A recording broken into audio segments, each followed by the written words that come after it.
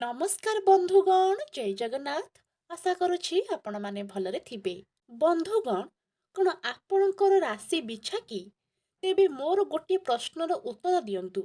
କ'ଣ ଗତ 2 ବର୍ଷ ମାନେ 2024 ଓ 2025 ଆପଣଙ୍କୁ ଏମିତି ଲାଗୁଛି ଯେ ଆପଣ ଏକା ଲଢ଼େଇ କରୁଛନ୍ତି, ଯେତେ ପରିଶ୍ରମ କଲେ ମଧ୍ୟ ଭାଗ୍ୟ ସାଥ ଦେଉନାହିଁ? ଯଦି ହଁ, ତେବେ ଆଜିର ଏହି ଭିଡିଓ ଆପଣଙ୍କ ପାଇଁ କୌଣସି ଚମତ୍କାର ଠାରୁ କମ୍ ନୁହେଁ। କାରଣ 2026 ଆପଣଙ୍କ ଜୀବନର ସେହି ବର୍ଷ ହେବାକୁ ଯାଉଛି, ଯାହା ପାଇଁ ଆପଣ ଗତ 12 ବର୍ଷ ହେଲା ଅପେକ୍ଷା କରିଥିଲେ। ଜ୍ୟୋତିଷ ଶାସ୍ତ୍ର ଅନୁସାରେ ଏହି ବର୍ଷ ହେଉଛି ଆପଣଙ୍କର ପୁନଃଜନ୍ମର ବର୍ଷ। କିନ୍ତୁ ସାବଧାନ, ବର୍ଷର ଆରମ୍ଭରେ ଅର୍ଥାତ୍ ଜାନୁଆରୀ ମାସରେ ଏମିତି ଏକ ଭୁଲ ହୋଇପାରେ ଯାହା ଆପଣଙ୍କର ପୁରା ବର୍ଷକୁ ବର୍ବାଦ କରିଦେଇପାରେ। ଆଜିର ଭିଡିଓରେ ମୁଁ କହିବି ସେହି ତାରିଖ ବିଷୟରେ ଯେଉଁ ଦିନ ଦେବଗୁରୁ ବୃହସ୍ପତି ନିଜେ ଆସି ଆପଣଙ୍କ ଭାଗ୍ୟର ତାଲା ଖୋଲିବେ। ଆମେ ଜାଣିବା କେବେ ଆପଣଙ୍କୁ ଚାକିରିରେ ପ୍ରମୋସନ୍ ମିଳିବ, କେବେ ପ୍ରଚୁର ଧନ ମିଳିବ ଏବଂ କେଉଁ ଲୋକମାନଙ୍କ ଠାରୁ ଆପଣଙ୍କୁ ଦୂରେଇ ରହିବାକୁ ପଡ଼ିବ। ଭିଡିଓର ଶେଷରେ ମୁଁ ଏମିତି ଏକ ମହା ଉପାୟ କହିବି ଯାହା ଆପଣଙ୍କ ଦୁର୍ଭାଗ୍ୟକୁ ସୌଭାଗ୍ୟରେ ବଦଳାଇ ଦେବ। ତେଣୁ ଭିଡିଓକୁ ଗୋଟେ ସେକେଣ୍ଡ ମଧ୍ୟ ସ୍କିପ୍ କରନ୍ତୁ ନାହିଁ। ଚାଲନ୍ତୁ ଆରମ୍ଭ କରିବା। ବନ୍ଧୁଗଣ, 2026ର ରାଶିଫଳ ଜାଣିବା ପୂର୍ବରୁ ଆମକୁ ବୁଝିବାକୁ ହେବ ଯେ ଆକାଶରେ କ'ଣ ଘଟୁଛି। ଏହି ବର୍ଷର ମୁଖ୍ୟ ଖେଳାଳି ହେଉଛନ୍ତି ଦୁଇଜଣ, ଦେବଗୁରୁ ବୃହସ୍ପତି ଏବଂ ନ୍ୟାୟାଧୀଶ ଶନିଦେବ। ଶନିଦେବ ପୁରା ବର୍ଷ ସାରା ଆପଣଙ୍କ ପଞ୍ଚମ ଭାବ ଅର୍ଥାତ୍ ମୀନ ରାଶିରେ ରହିବେ। ଏହାର ଅର୍ଥ ହେଉଛି ଶନି କହୁଛନ୍ତି ଶୃଙ୍ଖଳିତ ହୁଅ। ଯଦି ଆପଣ ସର୍ଟକଟ୍ରେ ପଇସା କମେଇବାକୁ ଚାହିଁବେ, ଶନିଦେବ ଦଣ୍ଡ ଦେବେ, କିନ୍ତୁ ଯଦି ଧୈର୍ଯ୍ୟ ରଖିବେ ତେବେ ଛପର ଫାଡ଼ିକି ଦେବେ। ଦ୍ୱିତୀୟରେ ରହିଛନ୍ତି ବୃହସ୍ପତି। ଏଠାରେ ବହୁତ ବଡ଼ ଟ୍ୱିଷ୍ଟ ଅଛି। ଜାନୁଆରୀରୁ ମେ ମାସ ପର୍ଯ୍ୟନ୍ତ ବୃହସ୍ପତି ଆପଣଙ୍କ ଅଷ୍ଟମ ଭାବରେ ରହିବେ। ଏହା ଟିକେ କଷ୍ଟଦାୟକ ସମୟ, କିନ୍ତୁ 2026 ଜୁନ୍ 2 ତାରିଖ, ଏହି ତାରିଖକୁ ଲେଖି ରଖନ୍ତୁ। ଏହି ଦିନ ବୃହସ୍ପତି କର୍କଟ ରାଶିକୁ ପ୍ରବେଶ କରିବେ, ଯାହା ତାଙ୍କର ଉଚ୍ଚ ରାଶି, ଏବଂ ଏହା ଆପଣଙ୍କ ଭାଗ୍ୟ ସ୍ଥାନରେ ଘଟିବ। 12 ବର୍ଷରେ ଥରେ ଏମିତି ଯୋଗ ଆସେ। ଏହାକୁ ମହାଭାଗ୍ୟ ରାଜଯୋଗ କୁହାଯାଏ। ଏବେ ଆସିବା କ୍ୟାରିୟର ଉପରକୁ। ବହୁତ ଲୋକ ମୋତେ ପଚାରନ୍ତି, ମୁଁ ଏତେ ପରିଶ୍ରମ କରୁଛି କିନ୍ତୁ କେହି ମୋ କାମକୁ ଦେଖୁନାହାନ୍ତି। ବନ୍ଧୁଗଣ, 2026ରେ ଆପଣଙ୍କ କ୍ୟାରିୟରର ଘରେ କେତୁ ବସିଛନ୍ତି।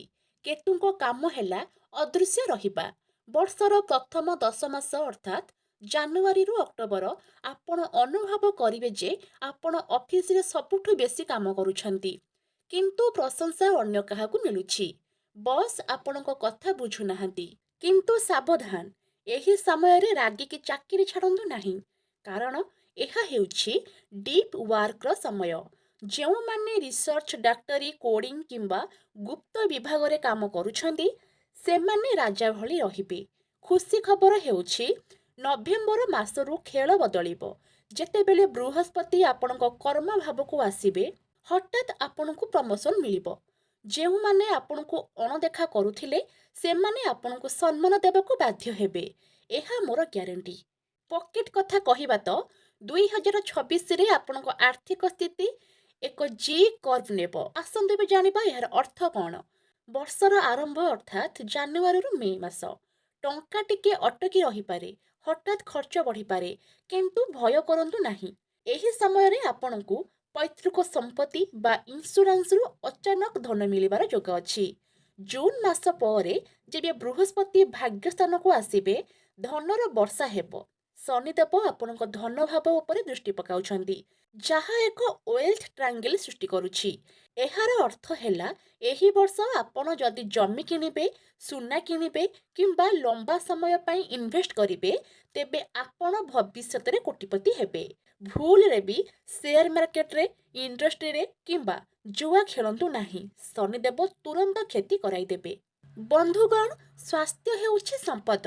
2026ରେ ବିଛା ରାଶିର ଲୋକମାନେ ଦୁଇଟି ଜିନିଷ ପ୍ରତି ସାବଧାନ ରୁହନ୍ତୁ। ପ୍ରଥମଟି ରହିଛି ପେଟଜନିତ ସମସ୍ୟା। ପଞ୍ଚମ ଭାବରେ ଶନି ଥିବାରୁ ହଜମ ଶକ୍ତି କମିପାରେ। ବାହାର ଖାଦ୍ୟ ଖାଇଲେ ଫୁଡ୍ ପଏଜନିଂ ହେବାର ଭୟ ଅଛି। ଦ୍ୱିତୀୟରେ ମାନସିକ ଅଶାନ୍ତି। ରାହୁ ଆପଣଙ୍କ ଚତୁର୍ଥ ଭାବରେ ଅଛନ୍ତି। ବିନା କାରଣରେ ଛାତି ଧଡ଼ଧଡ଼ ହେବା, ନିଦ ନ ହେବା ଭଳି ସମସ୍ୟା ଦେଖାଦେଇପାରେ। ଏଥିପାଇଁ ପ୍ରାଣାୟାମ ନିହାତି କରନ୍ତୁ। ଛାତ୍ରଛାତ୍ରୀମାନଙ୍କ ପାଇଁ କହିବାକୁ ଗଲେ, ଯଦି ଆପଣ ରିସର୍ଚ୍ଚ କରୁଛନ୍ତି କିମ୍ବା PhD କରୁଛନ୍ତି, ଏହି ବର୍ଷ ଆପଣଙ୍କ ପାଇଁ ସ୍ୱର୍ଣ୍ଣ ଯୁଗ। ଜୁନ୍ ମାସ ପରେ ବିଦେଶ ଯାଇ ପାଠ ପଢ଼ିବାର ସ୍ୱପ୍ନ ପୂରଣ ହେବ। ଏବେ ଆସିବା ହୃଦୟର କଥାକୁ। ସତ କହିବି ବନ୍ଧୁଗଣ, 2026 ପ୍ରେମ ପାଇଁ ଟିକେ ଶୁଖିଲା ବା ଡ୍ରାଏ ରହିବ। ଶନିଦେବଙ୍କ ଦୃଷ୍ଟି ସପ୍ତମ ଭାବ ଉପରେ ଥିବାରୁ ଆପଣଙ୍କ ଜୀବନସାଥୀ ଆପଣଙ୍କଠାରୁ ରୋମାନ୍ସ ନୁହେଁ ବରଂ ଦାୟିତ୍ୱ ଆଶା କରିବେ। ସାବଧାନ ରୁହନ୍ତୁ, ଘରେ ରାହୁ ବସିଛନ୍ତି। ତେଣୁ ଘର ଭିତରେ ଛୋଟ ଛୋଟ କଥାକୁ ନେଇ ଅଶାନ୍ତି ହେବ। ପାଣି ପାଇପ୍ ଲିକ୍ ହେବା କିମ୍ବା ଘରର କାନ୍ଥ ଓଦା ହେବା, ଏହିସବୁ ରାହୁଙ୍କ ଲକ୍ଷଣ। ସିଙ୍ଗଲ ମାନଙ୍କ ପାଇଁ ଜୁନ୍ ମାସ ପରେ ଯେବେ ବୃହସ୍ପତି ପଞ୍ଚମ ଭାବକୁ ଦେଖିବେ, ଆପଣଙ୍କ ଜୀବନରେ କେହି ଜଣେ ବିଶେଷ ବ୍ୟକ୍ତି ଆସିପାରନ୍ତି। ଏହି ପ୍ରେମ ସମ୍ପର୍କ ଦୀର୍ଘସ୍ଥାୟୀ ହେବ। ବିଛା ରାଶିର ବନ୍ଧୁଗଣ, ଏହି 3 ଜଣଙ୍କ ଠାରୁ 2026ରେ ଦୂରେଇ ରୁହନ୍ତୁ। ପ୍ରଥମଟି ହେଉଛି ଅଫିସର ଶାନ୍ତ ସହକର୍ମୀ, ଯେଉଁମାନେ ବେଶୀ କଥା କୁହନ୍ତି ନାହିଁ କିନ୍ତୁ ତଳେ ତଳେ କାମ କରନ୍ତି। ସେମାନେ ଆପଣଙ୍କ ପଦବୀ ନେବାକୁ ଚେଷ୍ଟା କରିପାରନ୍ତି। ଦ୍ୱିତୀୟରେ ରହିଛି ମାତୃସ୍ଥାନୀୟ ସମ୍ପର୍କୀୟ। ରାହୁ ଚତୁର୍ଥରେ ଥିବାରୁ ଜମିବାଡ଼ି ବିବାଦ ହୋଇପାରେ। କାଗଜପତ୍ର ଠିକ୍ ଭାବେ ନ ପଢ଼ି ଦସ୍ତଖତ କରନ୍ତୁ ନାହିଁ। ତୃତୀୟରେ ରହିଛି ଲୋଭ ଦେଖାଉଥିବା ବନ୍ଧୁ। ଜାନୁଆରୀରୁ ମେ ମଧ୍ୟରେ କେହି ଯଦି କୁହନ୍ତି ଏଠି ପଇସା ଲଗା, ଡବଲ ହୋଇଯିବ, ତେବେ ହାତ ଯୋଡ଼ି ଦୂରେଇ ଯାଆନ୍ତୁ। ଏହା ଆପଣଙ୍କ ପାଇଁ ଭଲ ହେବ। ଏବେ ସମୟ ସେହି ମହାପ୍ରତିକାରର, ଯାହା ଆପଣଙ୍କ ଭାଗ୍ୟ ବଦଳାଇ ଦେବ। ଯେହେତୁ ବୃହସ୍ପତି ଏବଂ ଶନି ମୁଖ୍ୟ ଗ୍ରହ, ଏହି 3ଟି କାମ ନିଶ୍ଚୟ କରନ୍ତୁ। ପ୍ରଥମରେ ରହିଛି ହଳଦୀ ତିଳକ। ପ୍ରତିଦିନ ଗାଧୋଇ ସାରି ନିଜ କପାଳରେ କେଶର କିମ୍ବା ହଳଦୀର ତିଳକ ଲଗାନ୍ତୁ। ଏହା ବୃହସ୍ପତିଙ୍କୁ ଖୁସି କରିବ ଏବଂ ଭାଗ୍ୟ ଚମକେଇବ। ଦ୍ୱିତୀୟରେ ରହିଛି କୁକୁର ସେବା। କର୍ମକ୍ଷେତ୍ରରେ ସଫଳ ହେବା ପାଇଁ କେତୁଙ୍କ ପାଇଁ ବୁଲା କୁକୁରଙ୍କୁ କିଛି ଖାଇବାକୁ ଦିଅନ୍ତୁ। ତୃତୀୟରେ ରାହୁଙ୍କ ଶାନ୍ତି। ଘରେ ଯଦି ଅଶାନ୍ତି ହେଉଛି, ତେବେ 400 ଗ୍ରାମ ଧନିଆକୁ ବୁଧବାର ଦିନ ପ୍ରବାହିତ ଜଳରେ ଭସାଇ ଦିଅନ୍ତୁ। ବନ୍ଧୁଗଣ, 2026 ଆପଣଙ୍କ ପାଇଁ ରାଜଯୋଗ ନେଇକି ଆସୁଛି।